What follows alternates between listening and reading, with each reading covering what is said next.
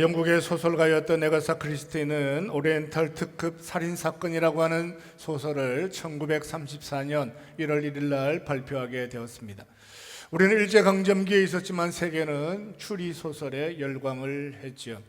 66편의 추리소설을 쓰게 되었는데 그 중에 41권이 41편이 독극물에 의한 살인사건이기도 했습니다. 부유한 집안에서 막내로 태어났지만 아버지가 세상을 떠난 이후에는 가난을 경험합니다. 집안일을 돌보는 집사가 배신하여 온 가족이 혹독한 고통을 경험하며 살아가기도 합니다. 그의 소설에 등장하는 대부분의 범인은 믿을 만한 가까운 곳에 있었던 어떤 사람이기도 했습니다. 1차 대전이 벌어지면서 그는 간호사로 전쟁에 참여합니다. 자원봉사자이기도 했고 적십자에서 활동하기도 했습니다. 전쟁 이후에 약재실에서 독극물에 대하여 공부를 하게 되었는데 작가이지만 약재실에서 독극물을 공부했다는 것 때문에 그 독극물은 그의 소설에 등장하는 중요한 죽음의 소재가 되기도 했습니다. 원치 않는 삶, 작가이었지만 전쟁을 경험해야 하고 약재실에서 독극물을 공부해야 하는 삶의 자리가 있기도 했지만 두고두고 원치 않는 그의 삶은 평생에 또 다른 에너지를 만들어내는 원동력이 되기도 했습니다. 1926년 그의 남편이 외도를 경험하고 가정에서 치명적인 고통을 호소하기도 합니다. 가정에 악이 침범한다. 가정 안으로 악이 들어오게 될 때 인간이 만나는 고통은 최고의 고통이다. 이렇게 표현하기도 했습니다. 인생을 살아가는 동안 무엇을 경험하게 되든지 그것이 중요한 경험이 되었을 때 원치 않는 삶의 자리다 할지라도 원동력이 된다라고 하는 것은 그의 소설의 중요한 주제이기도 했습니다. 이제 그녀가 세상을 떠난 지 50년이 되었습니다. 2026년 새해에 세상 사람들은 추리소설에 집중하는 시간들을 보내고 있습니다. 연휴 중에 긴 시간 동안 추리소설 하나라도 함께 했을까요? 오늘은 치명적인 삶의 오류 속에서도 함께 하시는 하나님의 은혜에 대하여 추적해 보려고 합니다. 다윗의 노래는 자기 아픔을 정결한 노래로, 정제된 노래로, 정리된 노래로 하나님의 이름을 찬양하고 있습니다.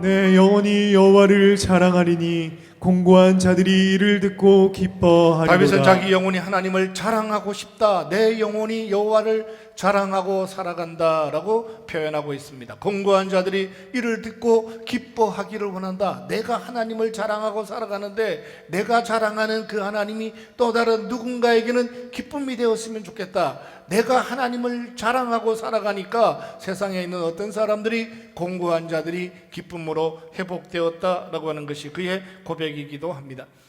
다윗도 공고한 삶의 자리를 살았는가라고 물어보면 그는 모든 열조들처럼 믿음의 조상들처럼 그도 공고한 삶을 경험하고 살아갑니다. 압살롬이 아버지를 배반하고 배신하고 가정에 악이 되어 들어왔을 때 그가 살아갔던 삶은 또 다른 눈물이 되었죠. 맨발로 비탈길을 걸어갈 때 세상 사람들이 조롱했지만 아버지는 아들을 가슴에 품고 찢어지는 마음의 상처로 그를 용납하고 살아야 하는 것이 아버지의 마음이기도 했습니다. 그는 하나님을 자랑하며 살아가는 것이 즐겁다. 그 시련의 시간, 맨발로 비탈길을 걸어야 했던 시간들이 내 앞에 있었지만 나는 여전히 하나님을 자랑하고 살아간다. 뭐 어떻게 대단한 삶을 살았길래 하나님을 자랑하고 살아갈까 하는 생각을 할 수도 있지만 우리가 읽었던 시편 34편 맨 위편에 보면 이런 글이 등장하기도 합니다. 다윗이 아비멜렉 앞에서 미친 채 하다가 쫓겨나서 지은 시다. 이 시는 어떤 시냐? 아비멜렉이라고 하는 블레셋의 임금 앞에서 미친 채 하며 침을 흘리며 살았던 고난의 시간들을 떠나서 하나님을 찬양하고 노래하고 자랑하고 공고한 자에게 베푸셨던 하나님의 구원에 대하여 노래한 시다, 이렇게 고백하고 있습니다. 여기 등장하는 아비멜렉이라고 하는 것은 블레셋의 왕을 통칭하는 언어이기도 하죠. 애굽의 모든 왕들을 바로라고 부르는 것처럼 블레셋의 왕을 아비멜렉이라고 불렀는데, 본문에 등장하는 임금은 블레셋의 아기스라고 하는 왕이기도 했습니다. 역사 현장으로 돌아가 보면 사무엘상 21장에 다윗은 블레셋 임금이었던 아기스 앞에 침을 흘리며 살아가는 삶으로 등장합니다. 베들레헴에서 평생을 들판에서 초원에서 하나님을 찬양하고 살아갈 것만 같은 다윗은 왜 오늘 이 자리에 서 있을까요? 물맷돌 하나로 골리앗을 이겼던 그가 왜 어떻게 골리앗의 고향인 가드에서 아기스 앞에 서 있는 삶이 되었을까라고 하는 것이 본문을 바라보는 우리의 첫 번째 의문이기도 합니다. 그의 친구 요나단과 결별했습니다. 사울은 더욱 그를 미워하여 죽이고자 하여 이리저리 도망가야 하는 신세가 되었는데, 이리저리 도망가야 되는 신세가 되었다는 것은 100번 인정한다 할지라도 그렇게 도망갈 곳이 없어서 블레셋까지 갔을까, 가드까지 갔을까, 아기스 앞에 서게 되었을까. 블레셋 아기스 앞에 서게 되었는데 왜 담대하게 용기 있게 인생 살지 않고 침을 흘리며 초라한 삶을 살게 되었을까? 그것이 살아가는 삶의 현실이었다, 이렇게 고백합니다. 얼마나 당황했으면, 얼마나 힘들었으면, 얼마나 분주했으면, 얼마나 인생의 무게가 무거웠으면 거기까지 갔을까? 이해하고 살아야 하는 것이, 이해하고 본문을 보아야 하는 것이 우리의 마음이기도 합니다. 이제 마지막 막다른 골목에 서 있습니다. 아무리 사울이 자기를 미워하여 칼로 조여온다 할지라도 블레셋에 내려간다는 것은 상상하기 어려운 현장이기도 합니다. 그 많은 블레셋 땅 중에 하필이면 골리앗의 고향인 가드에 갔을까라고 하는 것도 상상하기 어려운 일인데, 그가 살아가는 삶 중에 치명적인 실수이기도 했습니다. 가지 말아야 할 곳을 갔습니다. 서지 말아야 할 곳을 섰습니다.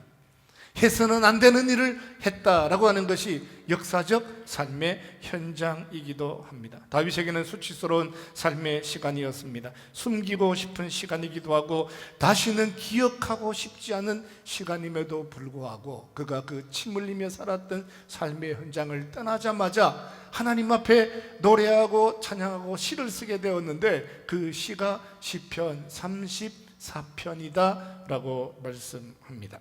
아브라함은 기근을 피해서 애굽으로 내려갔죠.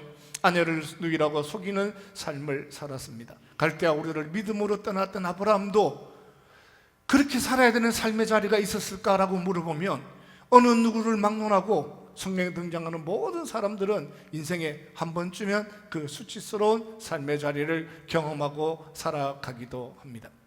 모세가 갈대 상자에서 애굽의 공주를 만났을 때 그는 모든 것이 구원이 될 것이다 라고 하는 확신 안에 이제 왕자가 되고 애굽의 권력을 가지게 되면 내 백성의 구원을 만들어 갈 것이다 라고 표현하고 살았지만, 그는 자기 주먹으로 애굽 사람을 친 것 때문에 미디안이라고 하는 광야에 서기도 합니다.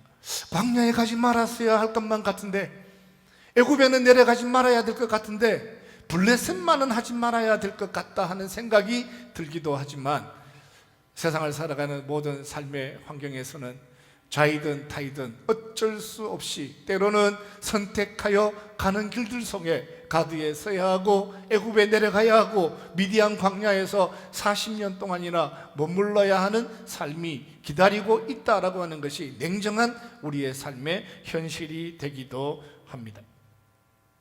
성경에 보면 아브라함이 그날에 애굽에 내려간 것을 후회한다라고 하는 표현이 등장하지 않습니다. 후회한다, 다시는 내려가지 말았어야지 라고 후회하지 않는 것은 하나님께서 그가 애굽에 내려갔던 모든 삶의 약함에 대하여 이해하셨기 때문입니다. 아브라함이 내가 애굽에 내려간 것들을 후회한다라고 표현하지 않는 것처럼, 똑같이 하나님도 너 왜 그날 하필이면 아브라함에게 애굽으로 내려갔느냐라고 묻지 않으시는 것도 다시는 그 일에 대하여 묻지 않으시는 것도 하나님의 은혜이기도 합니다. 모세가 자기 열정에 못 이겨서 애굽 사람을 주먹을 치고 미디안 광야에 내려간 것은 사실이고 역사적 현실이고 자기 인생에 씻을 수 없는 실수와 같은 수치스러운 부끄러운, 어쩌면 자기 열정이 더 큰 열정으로 살았던, 하나님의 능력보다 자기 열정을 붙잡고 살았던 삶의 현실이기도 하지만, 돌아보면 한 번도 그 일에 대하여 모세가 후회하지 않는 것은 하나님께서 그 일에 대하여 다시 묻지 않았기 때문이라고 성경은 말씀합니다.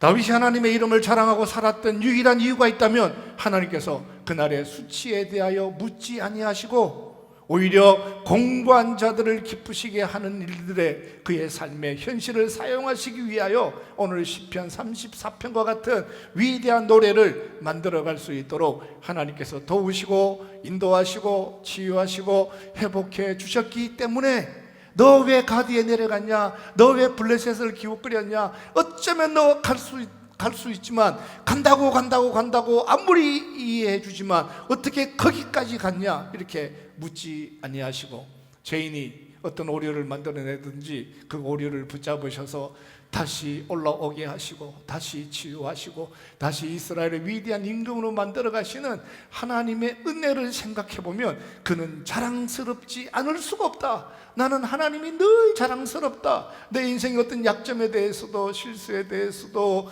공고함에 대해서도 다시는 묻지 아니하시고 여전히 찬양하는 자로, 노래하는 자로 살아갈 수 있도록 내 영혼의 평강을 주시는 하나님의 은혜를 생각하면 나는 늘 자랑하고 싶다라고 하는 것이 다윗의 고백이기도 합니다. 사랑하는 성도 여러분, 인생을 살아가는 동안 너 왜 거기 서 있었니? 너 왜 그렇게 살았니? 너 왜 그런 모습으로 하나님을 실망시켰니? 라고 묻지 아니하시고, 죄인이 어떤 초라함이나 부끄러움이나 어쩔 수 없어서 먹고 사는 것 때문에, 때로는 세상이 그러한 공고함 때문에 우연한 사건이 있었다 할지라도 묻지 아니하시고 여전히 품에 안으시고 위대한 일로, 거룩한 일로 복되게 하시는 하나님의 사랑을 생각할 때마다 그 하나님 늘 자랑하고 살아갈 수 있는 믿음의 사람들이 될 수 있기를 주님의 이름으로 축원합니다.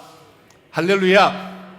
그 하나님 우리를 그렇게 치유하셨다고요. 신기한 건 20대에 실수를 했는데 40이 되어서 하나님이 한 번도 그 일에 대해서 물으신 적이 없다고요. 너 그때 왜 그랬어? 그렇게 말씀하지 않으셨다고요. 50에도 물으시지 않으셨다고요. 그래서 다윗이 하나님 앞에 올 때마다 나는 침 흘렸다, 나는 가드에 내려갔다, 나는 블레셋을 기웃거렸다, 나는 그렇게 살지 말아야 했는데, 매일 시편에서 그렇게 반성하는 시를 쓰는 것이 아니라 자기를 붙잡으시고 자기를 회복시키시고 자기에게 은혜 베푸셨던 하나님의 사랑에 대해서 자랑하고 노래하고 살아가는 것이 위대한 시인으로 세상을 살아가는 삶의 현실이었다라고 하는 거예요.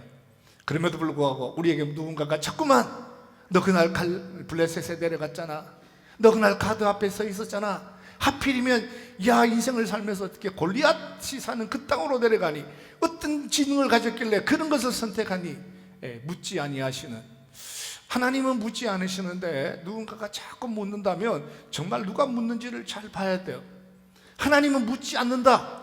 애굽에 내려간 것에 대해서, 미디안의 산 것에 대해서, 광야에서 40년 동안 살았지만 그 일에 대해서 하나님은 한 번도 언급하지 않는데, 너 어떻게 믿음으로 사는 사람이, 갈대아 우르를 떠난 사람이 애굽을 기웃거리니, 너 골리앗을 물맷돌 하나로 물리친 네가 어떻게 골리앗의 땅 가드에 가서 침을 흘리며 살아가니? 라고 하는 일들을 자꾸만 묻는 누군가가 있다면 그 묻는 사람은 하나님일까요? 또 다른 누구일까요?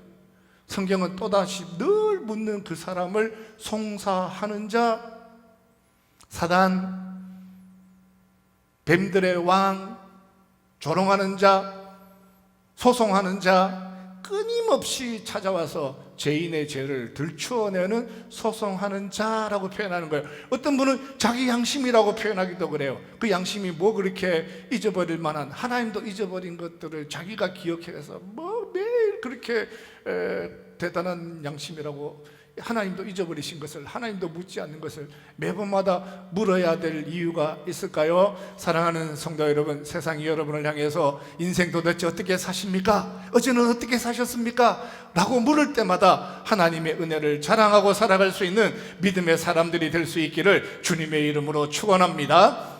할렐루야. 한번 따라합시다. 어제는 참 좋았습니다. 언제 이야기를 하는 거예요? 내일 아침에 회사에 출근해서 그 얘기를 하는 거예요. 어제는 참 좋았습니다. 하나님을 찬양했습니다. 하나님을 노래했습니다. 예배했는데 예배 시간이 너무 좋았습니다. 아유, 오랫동안 방학하다가 소그룹을 처음 모였는데 너무 좋았습니다. 그동안 방학하고 있다가 훈련이 시작되었는데 너무 좋았습니다 라고 자기 자신이 가지는 삶의 은혜에 대해서 세상이 무엇라고 얘기할 때마다 하나님의 사랑과 은혜와 능력에 대하여 자랑하고 살아가는 것이 우리 은혜의 삶이다 라고 얘기하는 거예요. 근데 하나님의 은혜를 놓쳐버리고 월요일 아침에 출근해가지고 아유 피곤해 죽겠다고. 왜 피곤하냐고. 교회 갔다 와서 피곤해 죽겠다고. 그러니까 누가 교회 오겠냐고요. 옆 사람하고 축복합시다. 어제는 참 행복했습니다. 오늘도 참 좋습니다. 네, 오늘도 참 좋은 날이고 오늘도 참 행복한 날인데, 행복과 하나님을 자랑하고 살아갈 수 있는 수많은 기회가 있음에도 불구하고 소송하는 자, 정죄하는 자, 그의 음성으로부터 자기 자신을 지켜갈 수 있는 은혜의 사람들이 되시기를 주님의 이름으로 축원합니다.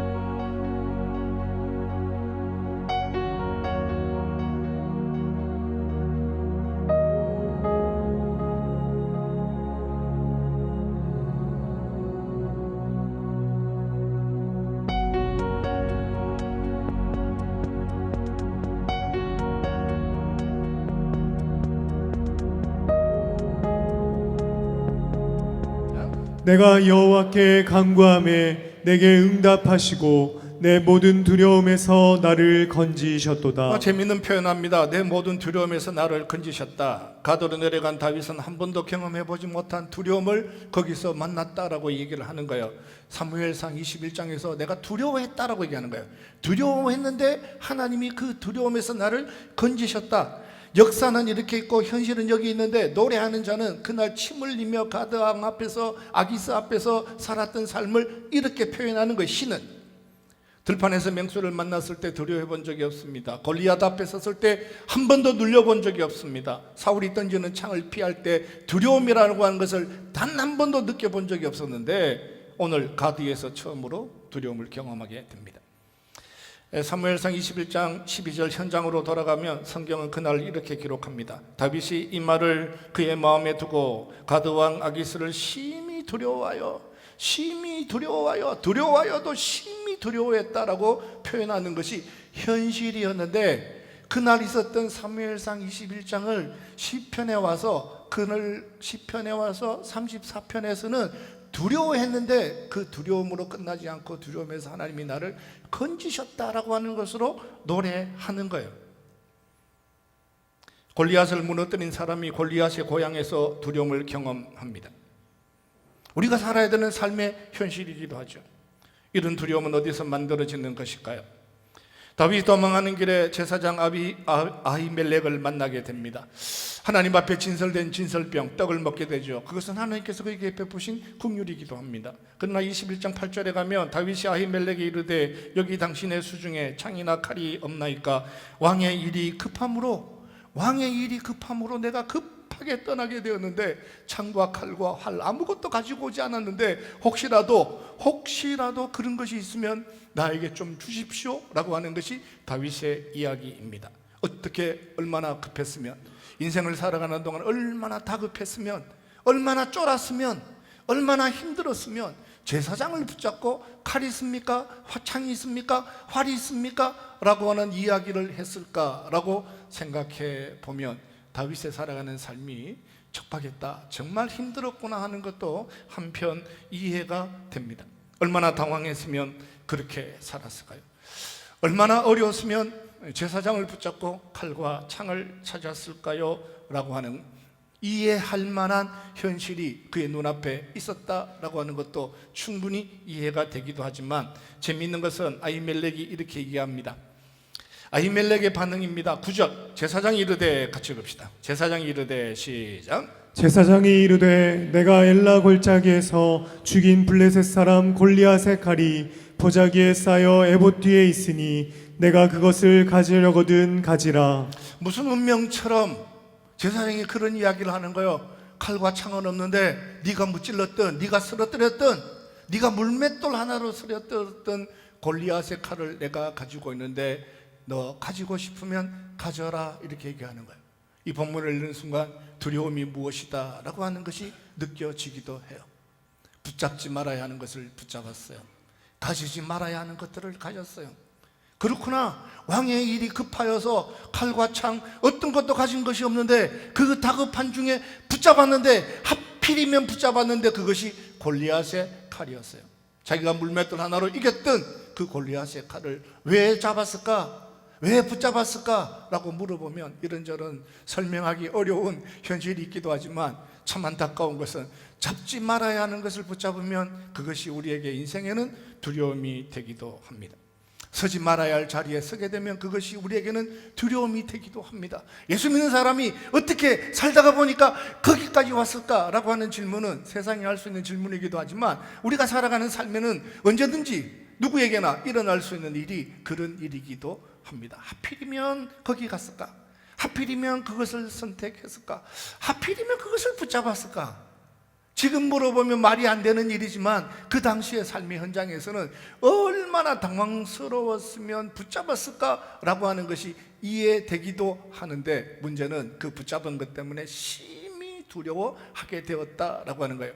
하나님이 원하지 않는 것을 붙잡으면 우리가 고생하는 것은 두려움이죠. 그것만 있으면 인생 다 살 것처럼 꽉 붙잡았는데 이 평생 이 붙잡은 것 때문에 두려워하고 힘들어하고 그것만 있으면 다 될 줄 알고 그냥 끝까지 어떻게 집착해서 그거 하나를 만들어냈는데 승진만 하면 막 다 될 것 같고, 그 돈만 있으면 다 될 것 같고, 그 가게만 있으면 다 될 것 같고, 그 사업만 하면 다 될 것 같았던, 그래서 가끔 힘들어서 붙잡았는데 살면 살수록 그게 두렵고 살면 살수록 무게가 되고 살면 살수록 이게 힘들어지는 인생이 무언가가 있다면, 오늘 다윗이 뭐라고 얘기하냐면 그거 내려놓고 하나님 앞에 부르짖어라. 붙잡았느냐에 대해서 하나님이 왜 그거 붙잡아야 되는지에 대해서 묻지 않았으니, 왜 붙잡아야 되는지에 대해서 하나님이 따지고 묻지 않으시니, 중요한 것은 지금 그때 잘못 붙잡았던 것들을 내려놓고 하나님께 부르짖어라. 부르짖었다는 거예요. 자기는 깜짝 놀라고 난 다음에, 너무 두려워서 깜짝 놀라고 난 다음에 주여 도와주옵소서, 주여 살려주옵소서. 오늘 본문처럼 공고한 중에 두려워하였더니 나를 건지셨다, 이렇게 정직한, 이렇게 좀 정결한, 좀 이렇게 관리된 언어를 쓰는 것이 아니라 그의 삶의 현장에서는 처절하게 살려주십시오, 하나님 잘못 붙잡았습니다, 잘못 왔습니다, 가슴을 치면서 잘못 붙잡았던 것에 대해서 내려놓고 하나님의 은혜를 사모하면 하나님은 그 두려움으로부터 우리를 건지시는 하나님이시다라고 말씀하시는 거예요.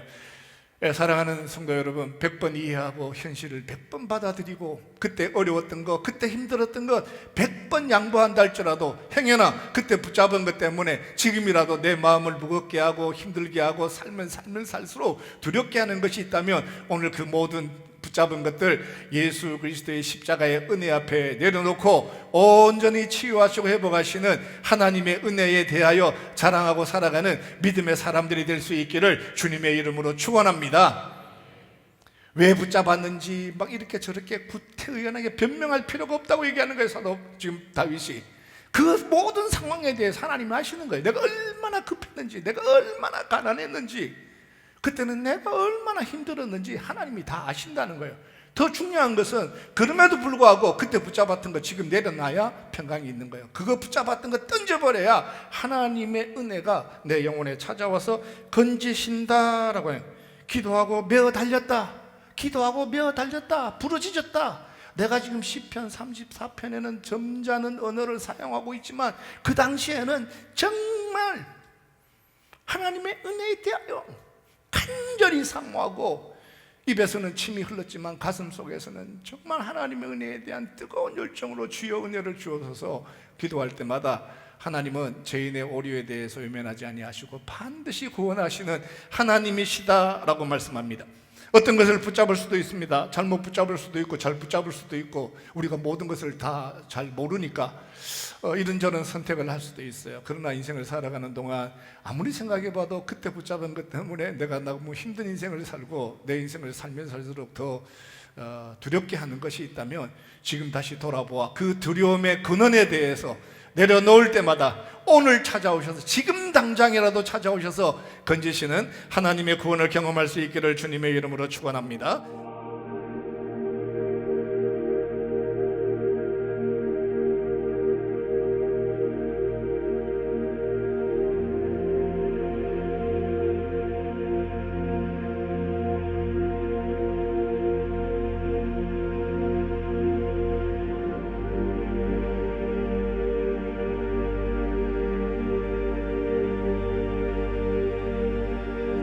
이 공고한 자가 부르짖음에 여호와께서 들으시고 그의 모든 환난에서 구원하셨도다. 이 공고한 자가 부르짖음에, 이 공고한 자가 부르짖음에, 이 단어는 그냥 만들어진 단어가 아니라 그 처절함 안에서 이 공고한 자가 부르짖었다 이렇게 표현하는 거예요. 이 공고한 자가 부르짖었는데 여호와께서 들으시고 머뭇주저하지 아니하시고 그 위기와 모든 환난에서 나를 구원하셨다.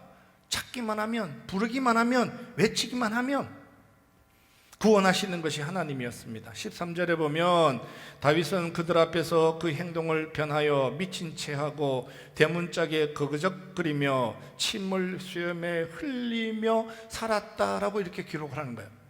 신기하잖아요. 이렇게 침을 흘리며 대문짝에 거그적거리며 살았던 이 삶을 시편 34편에 와서 하나님을 노래하고 사는데, 공고한 자가 부르짖었다라고 하는 단어로 하나님의 이름을 찬양하는 거예요. 내가 그때 침 흘렸는데, 내가 그때 배신했는데, 내가 그때 떠났는데, 내가 그때 하나님 없이 살았는데, 내가 그때 하나님 없이 애굽을 기웃거렸는데, 내 삶에도 미디안에 내려가서 광야를 40년 동안 살았던 것이 있는데, 이렇게 자기 살았던 삶에 대하여 침을 흘리고 애굽에 내려가고, 그때 내가 배신하고, 그때 내가 마음이 떠났고, 그때 내가 침 흘렸고 고통 중에 있었다는 이런 얘기를 반복해서 하는 것이 아니라, 내가 살았던 모든 삶의 흔적은, 그 초라함은 말로 표현할 수 없는 수치스러운 일이라 할지라도 여호와 앞에 이름을 써서 여호와 앞에서 하나님의 이름을 찬양하고 살 때는 이 공고한 자가 부르짖음에라고 하는 단어 하나로 하나님은 그 모든 것들을 용납하시고 그 부르짖음에 대하여 은혜 베푸시고 환난에서 구원하시는 것이 전능하신 하나님이셨다라고 말씀하시는 거예요. 사랑하는 성도 여러분, 하나님을 신뢰하시기를 주님의 이름으로 축원합니다. 어떤 사람들은 매일 하나님 앞에 올 때마다 나 침 흘렸어요, 2번 흘렸어요, 3번 흘렸어요. 나는 인생에 침 흘리며 살았던 시간이 있어요. 뭐 이렇게 새가족 간증할 때 간증하고, 제자 훈련할 때 간증하고, 뭐 어떻게 사역 훈련할 때 또 얘기하고, 사랑방 모일 때마다 또 얘기하고, 만나는 사람 만날 때마다 나는 침을 흘리며 살았던 시간이 있어요. 이렇게 해야 될 것만 같은 오해를 하는 분들도 있어요. 하나님은 그런 이야기보다 더 아름답고 귀하고 복된, 정제된, 정리된 또 다른 은혜들을 통하여 내 모든 삶의 공고함에 대하여 치유하시는 하나님의 은혜를 노래하고 살아라 이렇게 표현하는데, 어떤 사람들은 지독하게 그 아픔을 다시 얘기하라고 그러고, 잊어버렸는데 20년 뒤에 또 얘기하고, 잊어버렸는데 30년 뒤에 또 얘기하고, 매일 하나님 앞에 올 때마다 무엇인가, 나는 애굽에 기웃거렸습니다, 나는 뭐 침을 흘렸습니다, 나는 가디에 갔습니다, 너는 뭐 했냐, 나는 미디안에 갔는데, 매일 모일 때마다 마치 그런 이야기만 해야지 하나님이 기뻐하시는 것처럼 오해하는 사람들도 있어요. 5절에 보면 이렇게 표현합니다. 그들이 주를 낭망하고 광채를 내었으니 그들의 얼굴은 부끄럽지 아니하였도다. 주를 앙망하고 하나님의 은혜를 간절히 하고 살았는데 그들의 얼굴을 부끄럽게 하지 않았다고요. 아브라함의 얼굴을 부끄럽게 하지 아니하시고, 모세의 얼굴을 부끄럽게 하지 아니하시고, 다윗의 얼굴을 부끄럽게 하지 않으셨으니 너 제발 하나님 앞에 쓸 때마다 마치 그것을 또 얘기를 해야지만 용서하는 것처럼, 그것 또 얘기해야 정직한 것처럼, 그것 뭐 또다시 얘기야 진실한 것처럼 그렇게 얘기하지 말고 너 그 얼굴을 부끄럽게 하지 아니하시는 하나님의 은혜를 붙잡고 살아라 말씀하시는 거예요.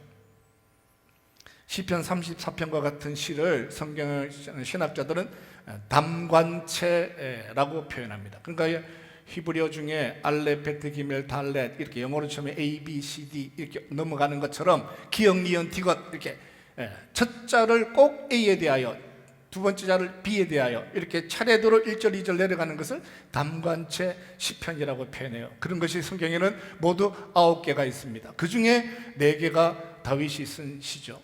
34편은 전형적으로 정관하게 정결하게 정리된 시편의 내용들이에요.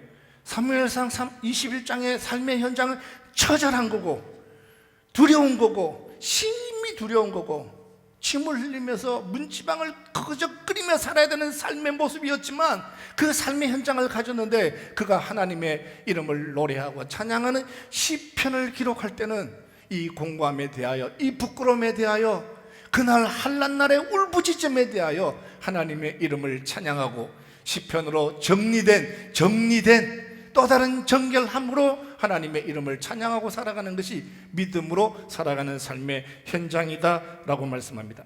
다시 침을 흘리며 살았던 시간을 말할 수 없었던 유일한 이유가 있다면 하나님이 원치 않으셨기 때문에 하나님은 그 부끄러움을 다시 들춰내고 싶지 않았어요. 시편 어디에도 침 흘리며 살았던 삶이 등장하지 않아요.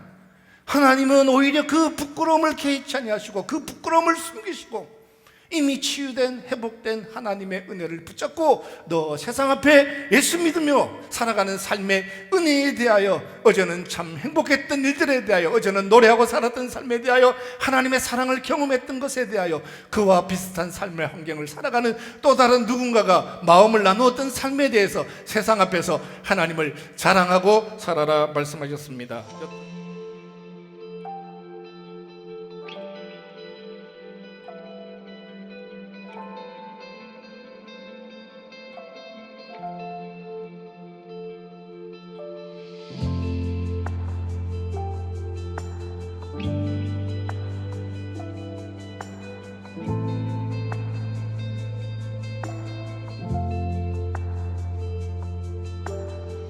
어떤 삶의 고통이나 자존심이 무너지는 인생의 여정을 경험했다 할지라도 지금 여기 있어서 다시 정결된 정리된 또 다른 새 노래로 하나님의 이름을 찬양하고 세상 앞에서 하나님의 사랑을 자랑하고 살아가는 저와 여러분의 삶이 될 수 있기를 주님의 이름으로 축원합니다.